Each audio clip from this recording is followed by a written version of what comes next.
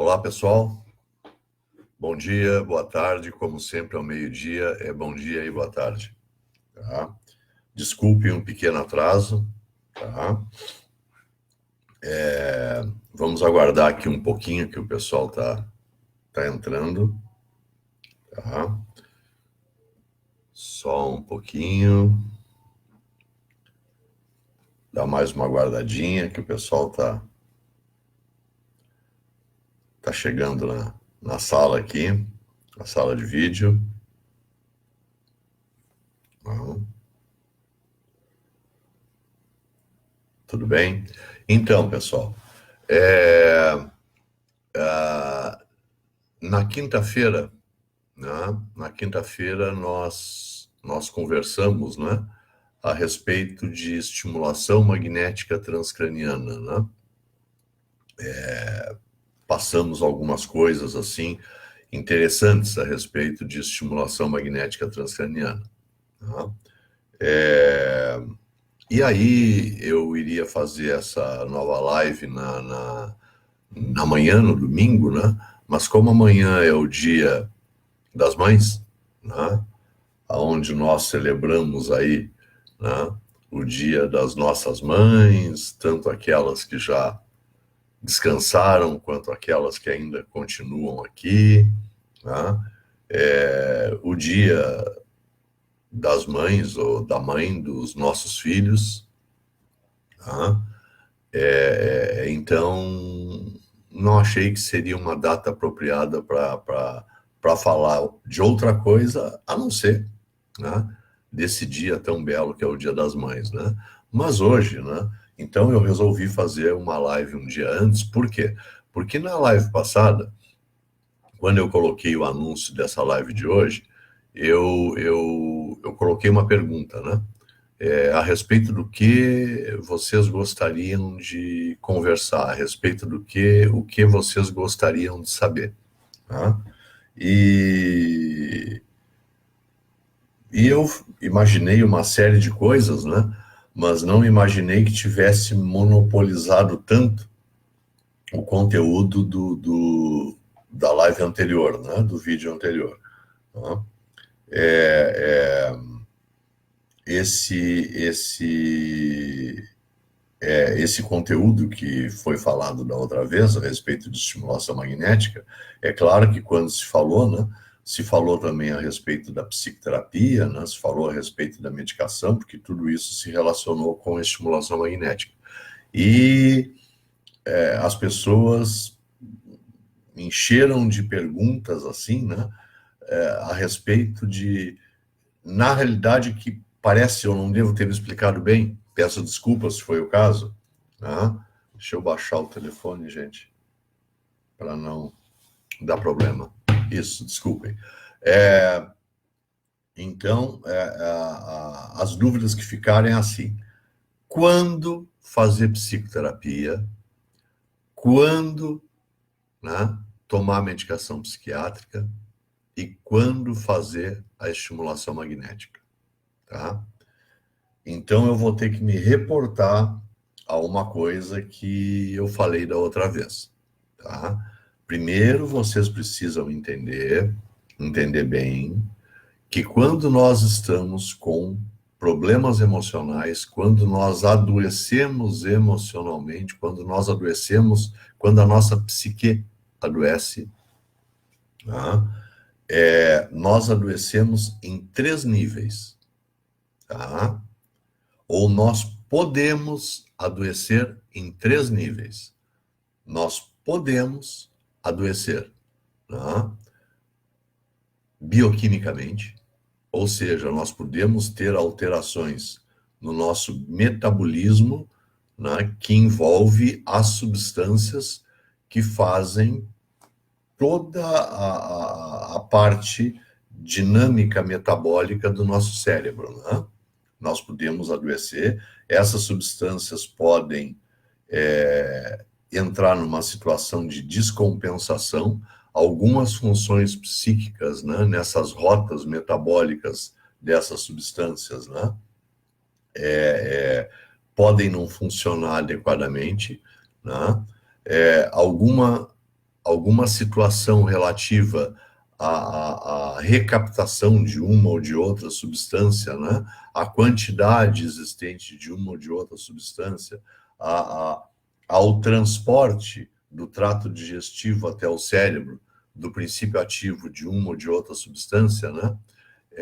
Pode ficar comprometido, né, por ocasião dessa nossa doença. E aí nós dizemos que nós estamos com problemas psíquicos e adoecemos na parte bioquímica. A nossa bioquímica está comprometida. E isso faz com que a nossa doença tenha um curso ruim, tá? Piore cada vez mais. Tá? Esta parte bioquímica, gente, e isso aqui eu quero deixar bem claro, assim, né? Esta parte bioquímica, ela só pode ser tratada com medicação. A psicoterapia não vai resolver o aspecto bioquímico da nossa doença. E a estimulação magnética também não vai resolver o aspecto bioquímico da nossa doença. Então, quando nós temos alterações bioquímicas, tá, que nos levam a ter problemas psíquicos, tá, e essa avaliação é uma avaliação clínica, é feita essa avaliação, né, pelo psiquiatra, ou então o seu próprio psicólogo, né, ele tem capacitação para, ele não pode prescrever, mas obviamente o seu psicólogo, né, ele tem a capacitação para entender da psicopatologia de tal maneira que ele saiba o que é emocional, o que é afetivo e o que é bioquímico. E aí ele vai, obviamente, lhe encaminhar para o psiquiatra lhe medicar. Tá?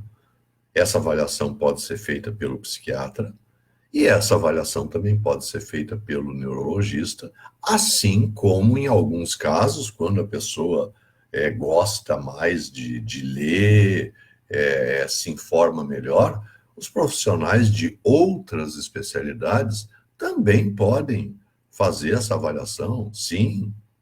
Né?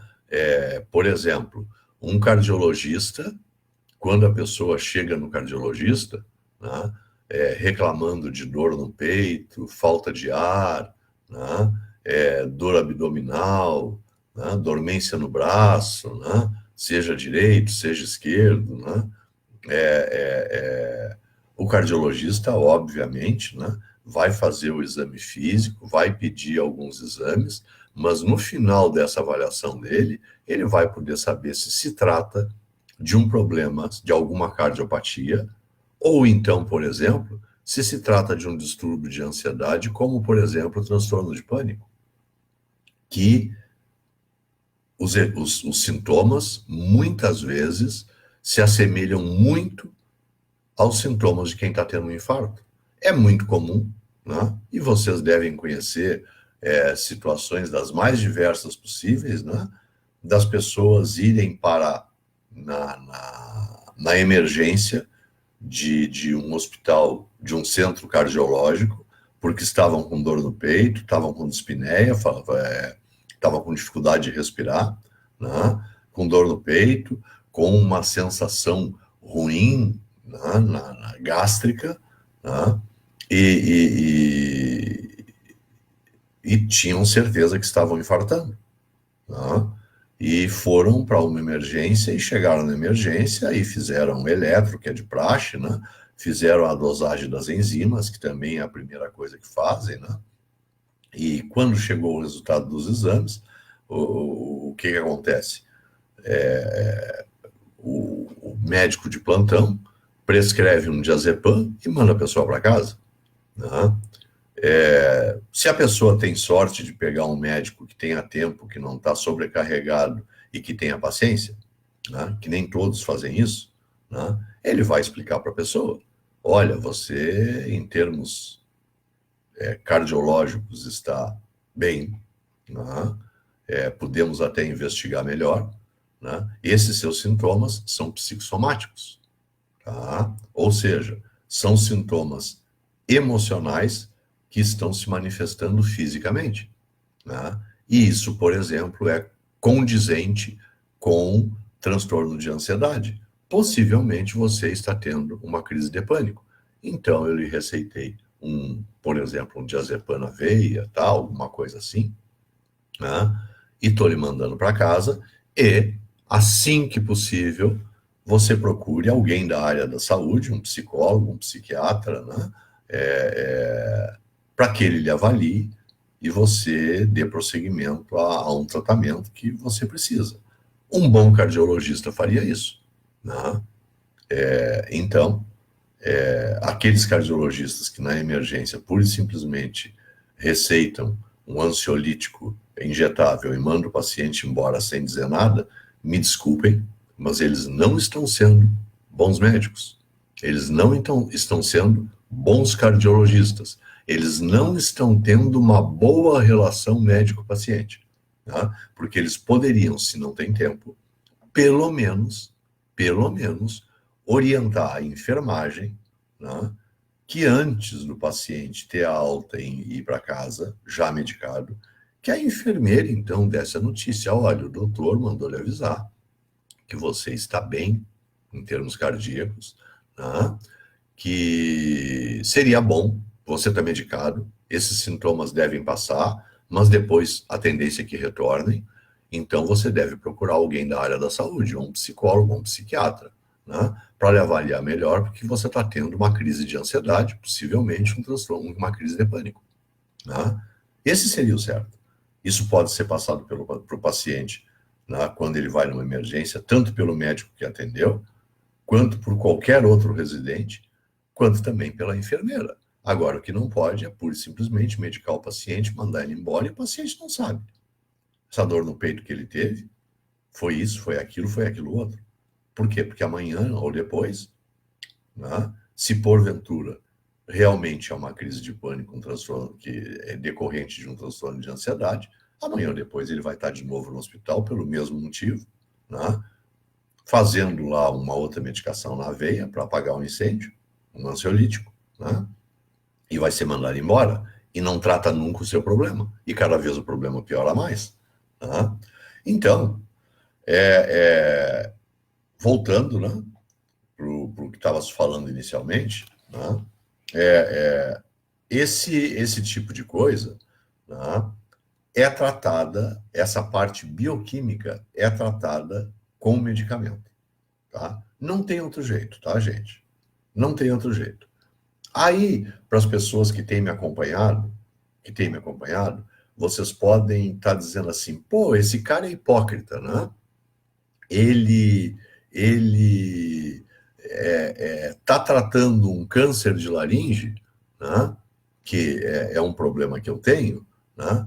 E se negou a fazer a quimioterapia, se negou a fazer a radioterapia e está fazendo um tratamento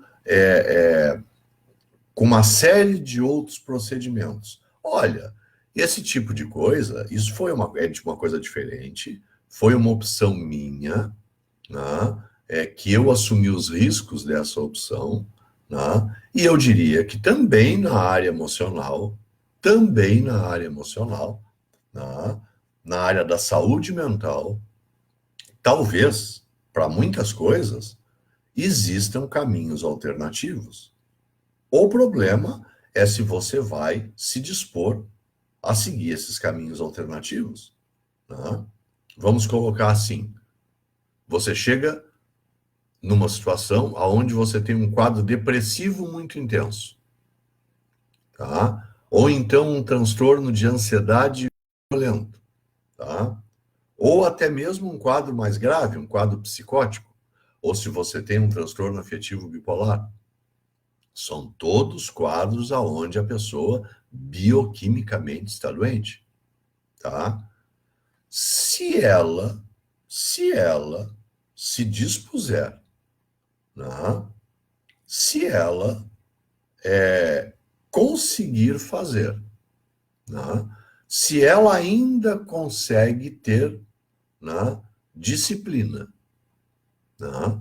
E se ela, por exemplo, assim, mudar por completo os hábitos de vida dela, mudar por completo a alimentação dela, e quando eu digo mudar por completo, é mudar radicalmente, eliminando açúcar refinado, eliminando carboidrato, eliminando condimentos, né? Eliminando coisas industrializadas, comendo só orgânicos, tomando uma água com pH alto, né? Fazendo atividade física diária, no mínimo 1 hora de atividade física diária, né? que envolva aí aeróbico e anaeróbico, né? Se a pessoa se dispuser a fazer uma avaliação, né, para ver como é que ela anda, né, em termos de minerais, de aminoácidos, de vitaminas, né, como é que anda o grau de inflamação celular dela. E depois de ver isso, resolver, né, fazer um acompanhamento com medicina integrativa, e fazer as reposições necessárias aí para que tome os antioxidantes, para que tome os minerais, as vitaminas, os fitoterápicos, né? Para que né, junto com a parte alimentar, junto com a parte de desintoxicação, né, junto com a atividade física diária e intensa, né, junto com isso, ela tomar todos os nutrientes necessários para fazer essa reposição de nutrientes, né? Olha, ela tem uma grande chance de não precisar tomar medicação psiquiátrica. É sério, pessoal. Tem uma grande chance. O problema é que os pacientes psiquiátricos, quando estão bioquimicamente comprometidos, quando estão bioquimicamente doentes, eles não conseguem, mal conseguem levantar da cama muitas vezes. Outras vezes não conseguem sair de casa. Outras vezes eles não conseguem se relacionar com as pessoas, né? Outras vezes eles não conseguem ter um mínimo de disciplina. Outras vezes eles não conseguem se alimentar adequadamente de forma nenhuma. Então, esses tratamentos na área da saúde mental, né, que implicam em o paciente ter que fazer muita coisa, tá? Normalmente são tratamentos que não dão certo porque o paciente não consegue fazer, tá? Não consegue fazer. Então, nós temos que ver aquilo que é bom, mas aquilo que é possível, tá? E, por exemplo, da minha experiência, são 40 anos de experiência, o que eu percebo é que quando os pacientes estão bioquimicamente muito comprometidos, né, em função do seu quadro emocional, ou o seu quadro emocional está muito grave em função da desordem bioquímica, não tem nada alternativo, tá? Por quê? Porque o paciente não consegue ter uma rotina e não consegue ter disciplina, né? Então, ele tem que entrar, pelo menos inicialmente, ele tem que entrar, sim, numa medicação psiquiátrica que seja condizente com aquele quadro dele, com o diagnóstico dele, tá? Tá explicado, então, a importância da medicação psiquiátrica e quando se deve tomar medicação psiquiátrica e que não tem muita saída, tá? Porque na saúde mental eu vejo sempre as pessoas assim, elas entram dentro do consultório e a primeira coisa que elas dizem, né? Ah, eu não quero tomar remédio. Né? Ah, eu não vou tomar medicação psiquiátrica. Eu não vou tomar medicação de receituário especial. Eu não vou tomar medicação tarja preta. Eu não vou tomar medicação de receituário azul. Antes de dizer o que tem, elas já dizem o que elas não vão fazer. É engraçado isso, né? Você, quando vai num, num otorrino com uma amidalite, você entra no consultório e antes de conversar com o otorrino, você já avisa ele, olha, eu não vou tomar antibiótico. Né? Se você tem uma otite, né? Eu não vou tomar antibiótico nem anti-inflamatório. Né?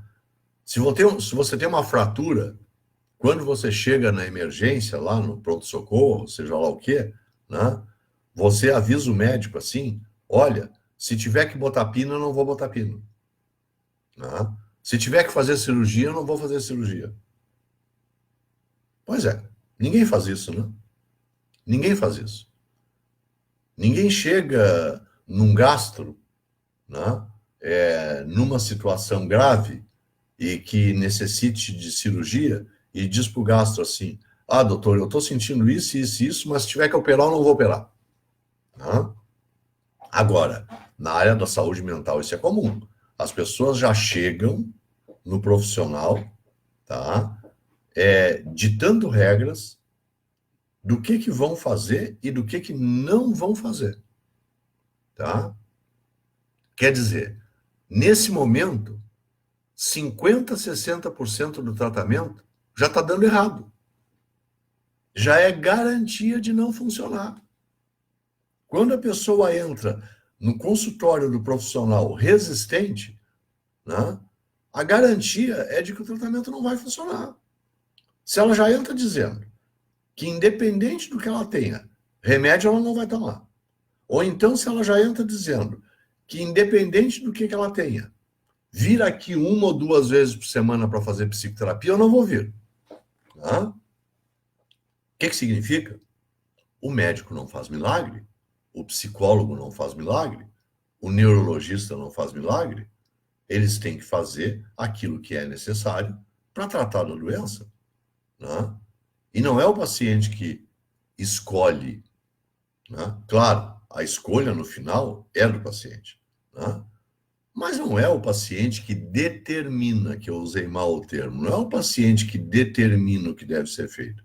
O médico determina, ou o psicólogo, ou o neurologista, depende da situação, ou os três, decidem, né, o que tem que ser feito, e o paciente escolhe se vai fazer ou não vai fazer. Mas depois ele tem que assumir a responsabilidade, né, do quanto o tratamento dele vai funcionar ou não vai funcionar. Né? O fato é que a grande maioria dos pacientes, né, que seguem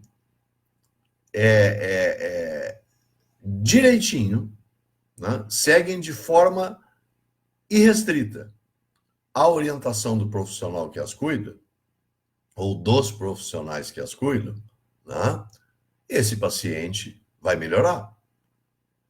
A maioria dos pacientes que faz por conta própria, que faz do seu jeito, que inventa, né, que quer bancar o seu próprio médico, ou o seu próprio psicólogo, né, ou então que desacredita, né, que o tratamento seja um tratamento eficiente, esses pacientes certamente não vão ter um bom resultado.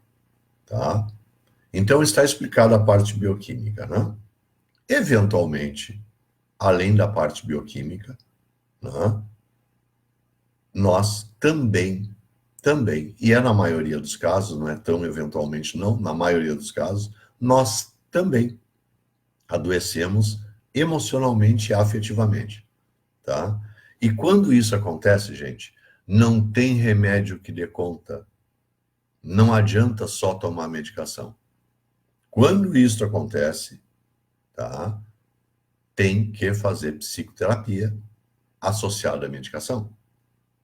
E a psicoterapia tem que ser feita de acordo com a orientação do profissional que vai fazer essa psicoterapia. Se é 1 vez por semana, é 1 vez por semana. Se são 2 vezes por semana, são 2. São três, depende do caso. Psicoterapia 1 vez por mês não é psicoterapia. Psicoterapia de 15 em 15 dias não é psicoterapia. Eu me debato quanto a isso há 40 anos. Inventam. Hoje em dia, Parece que é uma enxurrada de criatividade, criatividades irresponsáveis. A psicoterapia é um processo onde o paciente vai se encontrar com o profissional pelo menos uma vez por semana. Se depois, na manutenção, se depois, perto da alta, vai sendo feito um afastamento gradual para de 15 em 15, tá? Uma vez por mês, aí é outra coisa. Mas começar no começo, psicoterapia é um procedimento que implica, né, no paciente ver o profissional, no mínimo, uma vez por semana. Tá? O resto é invenção e não dá certo. Vai dar errado. Se fizer diferente, vai dar errado. Tá? Então, se a pessoa adoece emocionalmente e adoece afetivamente, o remédio não vai ajudar. O remédio vai ajudar muito na bioquímica, mas ela vai ter que fazer a psicoterapia. Se ela não fizer a psicoterapia, o que acontece? Ela vai tomar o remédio, né? E no momento que ela para de tomar o remédio, os problemas quase que imediatamente, né? Pode demorar uma semana, pode demorar 15 dias, pode até demorar um mês, mas vão voltar e a recaída é terrível. É sempre pior que a primeira crise. Então, eu sempre sugiro, façam o tratamento conforme a indicação dos profissionais envolvidos nos cuidados à sua saúde, tá? Se eles lhe indicaram que você tome tais e tais remédios de tanto em tanto tempo e por tanto tempo, se eles lhe indicaram que você faça psicoterapia associada à medicação e que essa psicoterapia seja feita, né, uma, duas ou três vezes por semana, faça isso. Senão, você não vai lograr êxito no seu tratamento. E aí não adianta dizer que tratamento psicológico ou psiquiátrico não funciona. Você tem aí que repensar se você funcionou com você mesmo e não o tratamento. Porque é muito comum as pessoas dizerem, né, que os tratamentos emocionais, os tratamentos psíquicos, né, não funcionam. Né?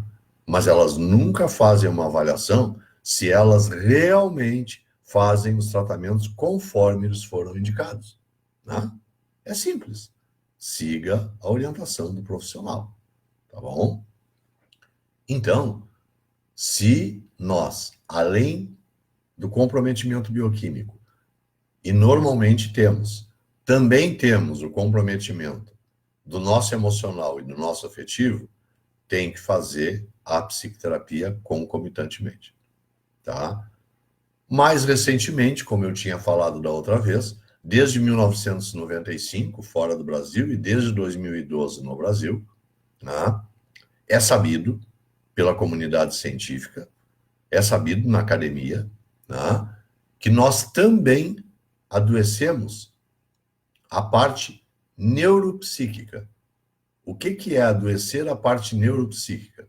Os nossos neurotransmissores ficam comprometidos quando nós temos problemas psíquicos.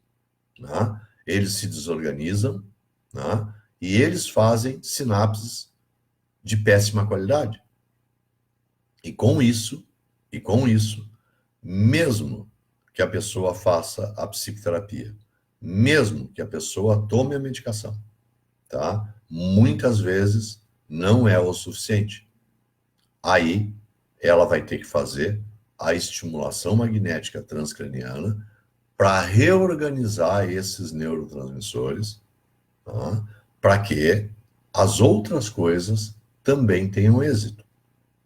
Então, gente, em muitas situações, tá? A maioria, a pessoa tem que fazer a psicoterapia, ela tem que tomar a medicação prescrita e ela tem que fazer a estimulação magnética transcraniana, tá? Em alguns casos muito graves, crônicos, aonde mesmo com tudo isso, não existe uma resposta satisfatória. Nestes casos, existe sim um último recurso, que é o ECT, a eletroconvulsoterapia, que é um excelente tratamento, gente. Né? É que vocês têm o estigma, né? De maneira geral, né? As pessoas têm o estigma, eu não vou tomar choque, né? Porque antigamente o tratamento de eletrochoque, como era chamado, né? Era extremamente mal usado. Era usado como punição, era usado em pacientes, principalmente pacientes indigentes, ou então pacientes do antigo INSS, INPS, lembram? Né? Quando iam para hospitais públicos, né? Pacientes que já vinham há anos com caso crônico, então não era feita uma avaliação tão adequada assim, e as pessoas eram submetidas, muitas vezes, né, desnecessariamente, né, na época, né, eletrochoque. Hoje, o ECT, a eletroconvulsoterapia, evoluiu muito, é um tratamento extremamente eficiente, mas apenas em alguns casos. Em alguns casos onde nada mais funciona. Né? E quando nada mais funciona, a gente tem que usar um último recurso. Não se pode, pura e simplesmente, abandonar a pessoa. Né? A gente tem que tentar. Tá? Então, pessoal, eu acho que eu expliquei direitinho para vocês. Né? Ou seja, quando fazer psicoterapia, quando você não está bem, quando você não está feliz, quando você não está dando conta de resolver suas dificuldades, seus problemas, né, do dia a dia, sozinho, quando tudo que você faz dá errado, né, quando você sofre emocionalmente, né, é hora de você procurar um profissional, tá? Para conversar com ele, para ver o que está acontecendo com você, o que está acontecendo com a sua vida. Tá? Agora, quando devo procurar, por exemplo, direto o psiquiatra? Tá? Se você está tendo problemas, tá? Que lhe impossibilitam de você levantar da cama, de você sair de casa, tá? De você trabalhar, de você continuar levando a sua vida conjugal a bom termo. Tá? Se você percebe que você perdeu o controle por completo da sua própria vida, tá? Você pode procurar o seu psiquiatra. De qualquer maneira, a procura inicial por um psiquiatra ou por um psicólogo fica a critério de cada um. Tá? Aí é uma questão de bom senso do psicólogo, tá? Encaminhar para o psiquiatra quando necessário, e do psiquiatra quando ele não fizer a psicoterapia, quando ele não tiver, vamos dizer assim, a paciência, né? Ou quando ele não tiver o preparo adequado para fazer a psicoterapia, ele encaminhar, né, para o psicólogo para fazer essa parte. Né? Aí vai depender, obviamente, né, do bom senso e da ética do profissional que você vai procurar. Tá? Se porventura você procura um psicólogo que diz de antemão, eu sou contra remédio, tá? Esse psicólogo não é um bom profissional. Tá? Não é cabível, tá? Não é adequado um psicólogo dizer que é contra remédio. Primeiro que ele não tem formação para dizer isso, tá? E segundo, tá? Que um profissional da área da saúde não pode ser contra a um dos tratamentos que pode salvar a vida da pessoa. Tá certo? Assim como se vocês forem num psiquiatra que dá a receita para vocês, manda vocês retornarem nele 15 ou 30 dias depois, e ele diz para você que você não precisa de psicoterapia, né, porque ele acha psicoterapia bobagem, ou no seu caso, é bobagem psicoterapia, esse psiquiatra não é um bom psiquiatra, né? O psiquiatra que é bitolado e que só enxerga uma fórmula química, né, uma medicação, um receituário de controle especial, ou um receituário azul, ou um receituário amarelo na frente dele, e que nega, né, que é contra, que abomina o processo de psicoterapia, desculpa, esse profissional tem que voltar para a faculdade para estudar. Tá? Além do que, né, se vocês procurarem um psicólogo ou um psiquiatra, né, que disser para vocês que a estimulação magnética transcraniana, né, não funciona, não vale a pena e que não vai adiantar nada para o seu caso, né, me desculpem, mas também não é um bom profissional. Tá?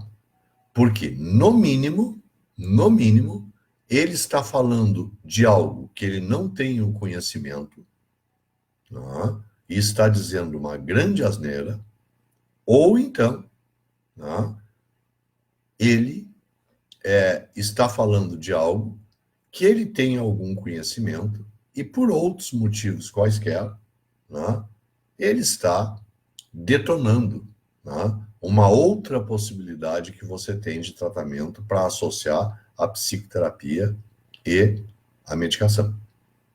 Então, gente, o correto é quando você procurar um profissional, tá?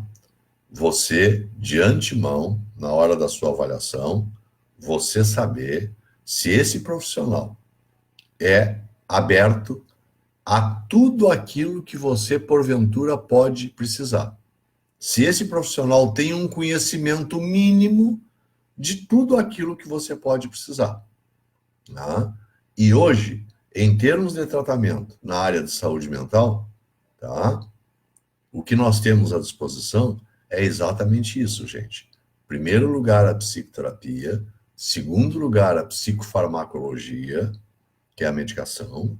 Terceiro lugar, a estimulação magnética. E em quarto lugar, o ECT, ou eletroconvulsoterapia.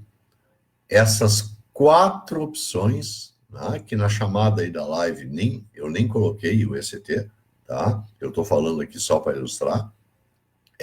Essas 4 opções estão à disposição, são 4 tratamentos, né,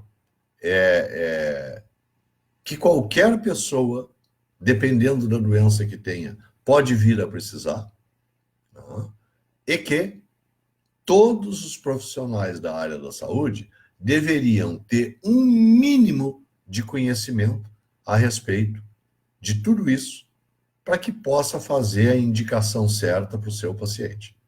Tá? Então, vocês conversem com um profissional que trata de vocês, né, para saber se ele tem esse conhecimento, porque ele deveria ter. Se ele não tem, ele tem que voltar, né, aos livros, tem que voltar aos alfarrábios, como eu digo, né, para dar uma lidinha e se informar. Tá? Então, é isso, gente. Tá? Afinal de contas, a saúde é sua, né? A doença é sua, e se você não se interessar, né, em cobrar do profissional que você procura o que é o melhor para você, quem é que vai fazer? Ninguém vai fazer por você, não. Tá? O correto, tá, é você chegar no profissional e dizer o seguinte: doutor, eu quero saber o que é viável, o que eu posso fazer para melhorar desses sintomas que eu estou tendo. Tá? Eu estou tendo isso, meu histórico é esse. O profissional vai fazer todas as perguntas que tem que fazer para vocês, vai fazer a anamnese, vai ver a parte aí de herança genética, outras pessoas na sua família que adoeceram, o que tiveram, né? Vai demorar lá 1 hora com vocês, né? E a partir dessa 1 hora, pode ser que ele precise fazer uma segunda consulta, né? Para sedimentar melhor, né? Antes, inclusive, de dar um diagnóstico e antes, né, de sair prescrevendo medicação, ou então antes de fazer indicação de uma psicoterapia assim ou assado, né? As coisas têm que ser feitas, né, com consciência, com ética. Né? Afinal de contas, quando se fala em tratamento psíquico, né, se fala em vida, se fala em felicidade, se fala em saúde. E as pessoas costumam deixar meio de canto e não dar importância para a saúde mental. Tá?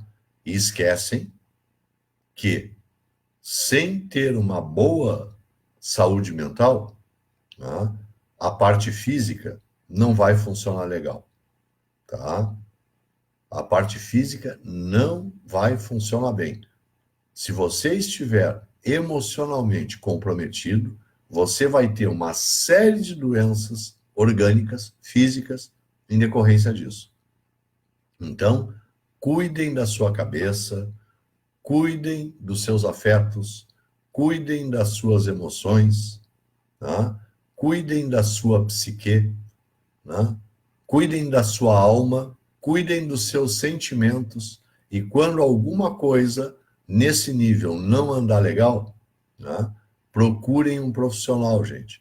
Não deixem para procurar mês que vem ou ano que vem, porque quanto mais tarde for, mais difícil é de tratar, maior vai ser o custo financeiro para tratar disso, e mais tempo vai demorar para que você fique bem. Tá?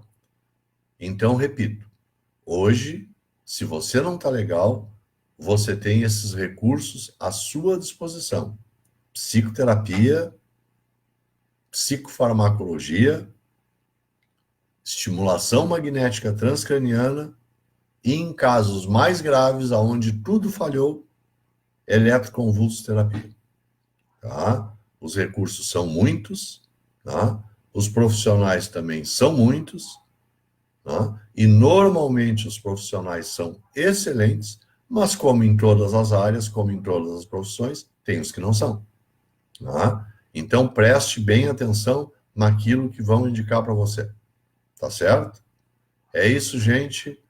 Na quinta-feira voltamos com outra live. Tá?